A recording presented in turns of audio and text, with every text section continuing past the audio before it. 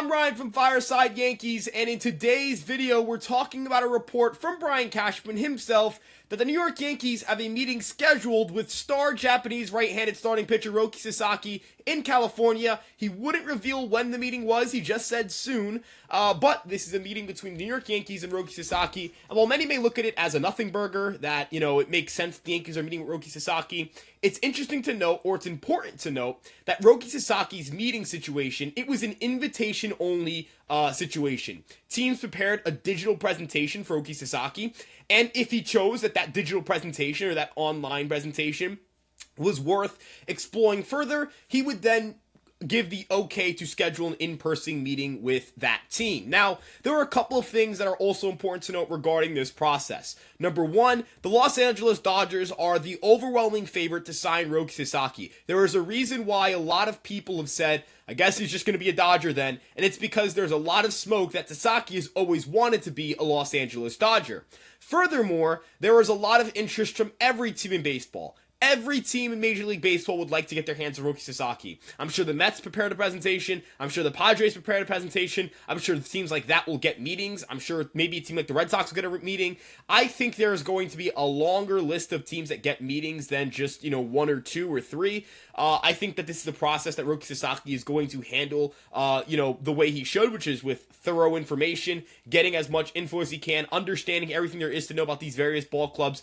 And more importantly, when it comes to Roki Sasaki, knowing when he's going to make a decision, because he doesn't have to make a decision until January. He does not actually become eligible to sign until after the 2024 year ends. He can sign, I believe, in mid-January. And at that point, I expect him to sign with a team. I expect him to sign with a team like the Dodgers still. But as it pertains to the Yankees, this is a positive step. This is the first step towards potentially signing Roki Sasaki, getting into that door and getting that meeting, getting the invitation to have an in-person meeting. It's important, right? You can't run before you walk, right? The Yankees have to walk first. They have to get the meeting. They have to try to impress Sasaki. And hey, maybe they impress him enough to sway his opinion.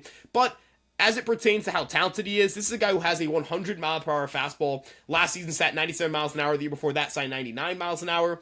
There are some mechanical issues that he had in 2024 that made him a little less dominant. He put up a 2.35 ERA across 111 innings pitched with a 10.5 strikeout per nine, whereas the year prior in 2023, a 1.78 ERA over 91 innings with a 13.4% 13.4 strikeout per nine. He was a lot better in 2023. His stuff was crisper. His fastball movement was better. He was inducing way more swing and miss on his four-seamer. But I think that those are things that an MLB team can work on him with. There is a lot of technology in Japan, don't get me wrong, but at the major league level, these are just more valuable franchises. These are teams that make more money. These are teams that have more money, have more to spend on facilities. There are various facilities like Driveline, Tread Athletics, all these, performance labs or performance centers where pitchers can go and identify mechanical deficiencies and improve on stuff. The United States presents a lot of opportunity for Roki Sasaki to get better at baseball, become a better pitcher, refine his arsenal. Look at what Shohei Ohtani was able to do when he came over to the United States. Add a sweeping slider, improve his raw power, improve his fastball movement, improve some of his velocity, right? Those are things that, you can learn in Japan for sure, but are, a little bit easier to attain in the United States because again, the value of all these MLB franchises, it's a lot greater than the value of a lot of these MPB franchises. They're still major league teams. They're still high quality competition. They're still some of the best, when it comes to baseball organizations, the MPB produces some of the best talent in the world. There's a reason why Team Japan is always good every single year in the World Baseball Classic. But again, the United States, there's just more money there.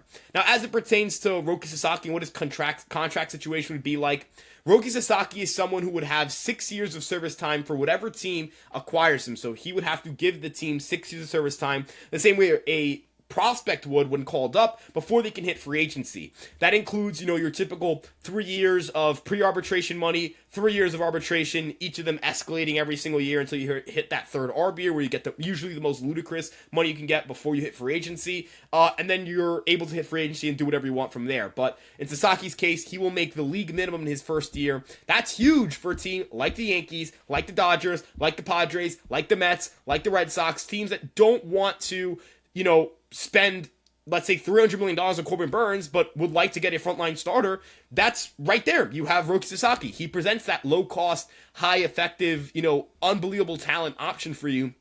Furthermore, it's important to note for the Yankees that if they want to go out and acquire starting pitching, Sasaki's easily going to be the cheapest choice they can get, and maybe is the best player they can get on the pitching side of the ball. It would open the door for them to maybe trade Luis Gil or Clark Schmidt and potentially get a controllable bat. And also with Roki Sasaki, if he wins Rookie of the Year, and this is where it's a little bit different from Yoshinobu Yamamoto's rookie status, if Roki Sasaki wins Rookie of the Year, he will net a team a first-round pick. So, if you're the New York Yankees, if you're the Los Angeles Dodgers, New York Mets, whatever team, insert any team into that conversation, you get a high-level starting pitcher at $700,000 before their peak years. You get control of them for their peak years. You don't pay them much to do it. And if they win Rookie of the Year, which is very likely considering how good they are, you get another first-round pick. Consider what the Yankees have given up in draft picks during the free agent process. They gave up their second and fifth highest draft picks for the 2023 MLB draft in order to sign Max Fried. If they signed Roki Sasaki and he won Rookie of the Year for the Yankees, the New York Yankees would end up with a player who, let's say, nets them another first-round pick. If they have 2 top 35 picks in the 2026 MLB draft, they will be able to restock their farm system pretty easily. 2 first-rounders, 2 first-round picks, you could have 2 top 100 prospects, or at least 2 guys who are going to be in your top 10 as an organization, or your top 5 as an organization. That's a huge help, right? That's massive. That's going to make the Yankees a lot better on the farm side of things. It's going to make it easier for them to import talent, import talent, but bring up talent. And then I guess if you want to talk about importing talent, it'd make it a lot easier to conduct trades. You know, something I think is holding the Yankees back at free agency is that their farm system has taken a step back. The reason for that, part of it is injuries. Chase Hampton was their top pitching prospect going into the year. Henry LaLane was the top left-handed pitching prospect going into the year. Both of them sustained serious injuries and did not pitch much in 2024. And when they did, they weren't as effective because they were coming back from injury. On the offensive side of things, Spencer Jones didn't have the year that people were hoping for. Jason Mingus had some injury issues. They graduated Austin Wells. They graduated Luis Gil on the pitching side of the ball. They traded away a lot of talent. Augustin Ramirez is the top 100 prospect. They traded him for Jazz Chisholm. Jared Serrano is also part of that deal. He was probably like a top 15 prospect in the organization. If you look at what they gave away in the deal they made for Juan Soto, Randy Vasquez, Drew Thorpe, Johnny Brito. I know Brito and Vasquez graduated from rookies, but Drew Thorpe was the top 100 prospect. So that's 2 top 100 prospects you traded. One of them in Chase Hampton got hurt and lost his top 100 prospect status. Wells was a top 100 prospect who graduated. Jason Mingus, a top 100 prospect who was limited to injury. Spencer Jones, someone who was a top 100 prospect who fell off the list because of his strikeout issues. So there was a lot of stuff that went on in the Yankee organization. A mix of guys just not taking steps forward, a mix of guys getting hurt, a mix of guys getting traded away. So, ultimately, this would help the Yankees a lot to have Roki Sasaki because, again, when we're talking about boosting the farm system, getting an extra draft pick helps. Getting better as a rotation, being able to trade, one of Luis Gil or Clark Schmidt for a position player, a controllable position player. It keeps you financially flexible. Both players you likely add in Sasaki or an imported position player in return for Schmidt or Gil would not affect your luxury tax threshold. Are you now able to go out and get maybe a Carlos Santana or even a Christian Walker, ball out a little bit at first base, sacrifice more picks, or say, all right, we're not going to sacrifice more picks. Let's go get, Carlos Santana. If we have a Brendan Donovan, a Carlos Santana, Cody Bellinger off season, are you a much better team offensively and defensively? Yeah, and maybe you're able to get an even better bat than Brendan Donovan, someone who maybe is closer to that 120, 130 WRC plus range. That's also possible. So, Roki Sasaki opens up a lot of opportunities if the Yankees are able to get him. This is one of the most talented pitchers that have hit the free agent market in a while. In the MPP, put up a 2.02 ERA with an 11.4 strikeout per 9. This is one of the most talented pitchers I've seen hit the market in a while. I know Yoshinobu Yamamoto is one of the most coveted free agent pitchers we've seen really in the last decade. There's a reason why he got record-setting money for a pitcher, but there's a couple of differences here. Not everyone can afford Yoshinobu Yamamoto. The bidding came down to the Dodgers, Yankees, and Mets. The Red Sox weren't going to get him. I know the Phillies offered the most total money, but it'll spread out over like 14 years. If you spread out the Dodgers, if you ask the Dodgers, hey, give us 14 years, they would have given you more money than the Phillies. Same with the Yankees, same with the Mets. The structure of that contract for the Phillies wasn't really what Yamamoto was looking for. Teams like the Diamondbacks, they can't get Yoshinobu Yamamoto. The Padres can't afford Yoshinobu Yamamoto. The Giants weren't going to have the best bid for Yoshinobu Yamamoto. But when it comes to Roki Sasaki, everyone in baseball can afford Roki Sasaki because everyone in baseball can afford $770,000. Everyone. There is not a single organization that will say this is too expensive for us.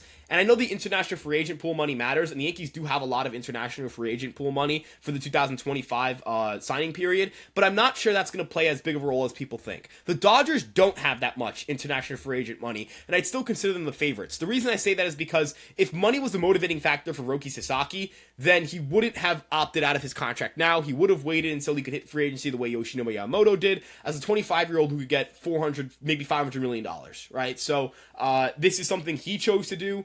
He chose to forego more money in 2 years to immediately get to Major League Baseball. I think that's an indication that, a couple of million here and there isn't going to be the difference for him. And of course, advertising opportunities, maybe that's something that steers him away from the Dodgers. Yamamoto and Ohtani do eat up a lot of money in advertisements because they pull in the highest share of Japanese advertisements on that team. And I don't think Sasaki would get as big of a cut.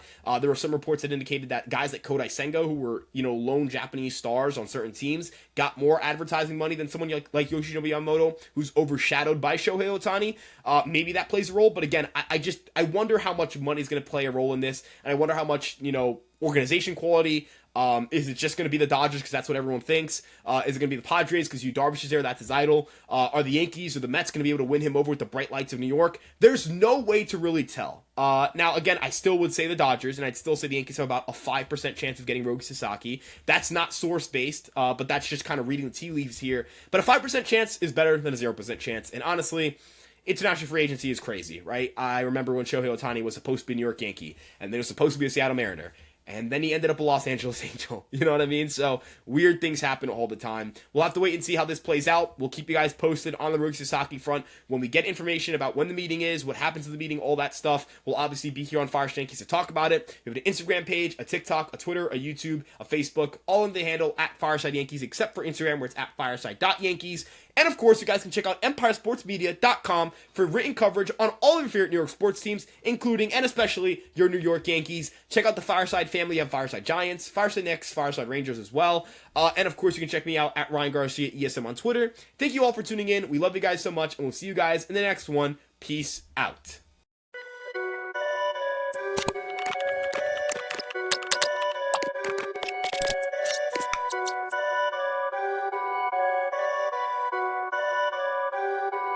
Perfect.